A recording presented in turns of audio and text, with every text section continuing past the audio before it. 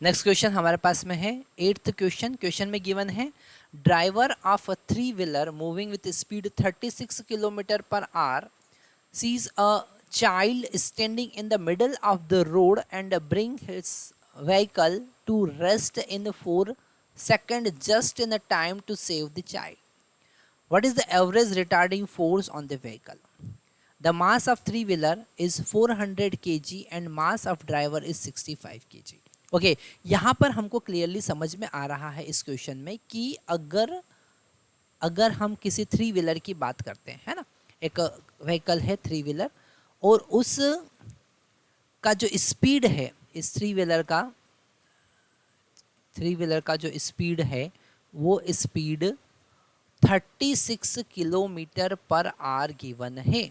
तो सबसे पहला काम हमको इसको मीटर पर सेकंड में कन्वर्ट करने का करना पड़ेगा और 36 किलोमीटर पर आवर मतलब कि 10 मीटर पर सेकंड होता है। कितना होता है? 10 मीटर पर सेकंड होता है। मतलब वो 10 मीटर पर सेकंड की स्पीड से चल रहा है और यहाँ पर बीच रोड पर एक बच्चे को खेलते हुए देखता है और अपनी गाड़ी में ब्रेक लगाता है तो यहाँ पर उस एक्सीडेंट को अवॉइड करने के लिए उसका जो स्पीड है वो 0 होना चाहिए।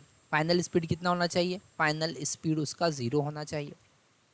तो इस कैलकुलेशन से कितने सेकंड में? t इक्वल टू 4 सेकंड में। इस कैलकुलेशन से हम यहाँ पर एक्सेलरेशन या फिर कह सकते हैं कि रिटार्डेशन फाइंड कर सकते हैं। तो सबसे पहले हम फाइंड कर रहे हैं रिटार्डेशन। क्या फाइंड कर रहे हैं? रिटार्डेशन। उसका रिटार्डेशन हम फाइंड कर रहे हैं, है ना। रिटार्डेशन फाइंड कर रहे हैं तो रिटार्डेशन फाइंड करने के लिए हम फर्स्ट इक्वेशन ऑफ मोशन लगाएंगे v is equal to u plus a t, है ना। और v का वैल्यू कितना है यहाँ पर? 0। फाइनल स्पीड कितना है? 0। इनिशियल वेलोसिटी 10 है और एक्सेलरेशन हमको फाइंड करना है, टाइम 4 दे रखा है तो एक्सेलरेशन a इक्वल टू -10/4 आएगा, मतलब कि -5/2 मीटर पर सेकेंड स्क्वायर आएगा। अब हमको फोर्स फाइंड करना है तो फोर्स इक्वल टू मास, मतलब कि ड्राइवर का मास और व्हीकल का मास, दोनों का मास ऐड करना पड़ेगा इनटू एक्सेलरेशन ए। तो यहाँ पर 400 व्हीकल का मास है और 65 ड्राइवर का मास है, इनटू एक्सेलरेशन 5/2 हो गया, है ना। यहाँ पर हम केवल मैग्नीट्यूड की बात कर रहे हैं क्योंकि उन्होंने कह रखा है कि रिटार्डिंग फोर्स, है ना।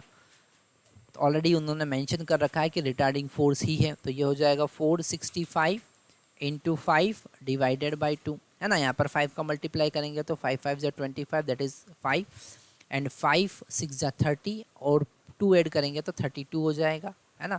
एंड 5 4 ज़ा 20 तो ये हो जाएगा 23,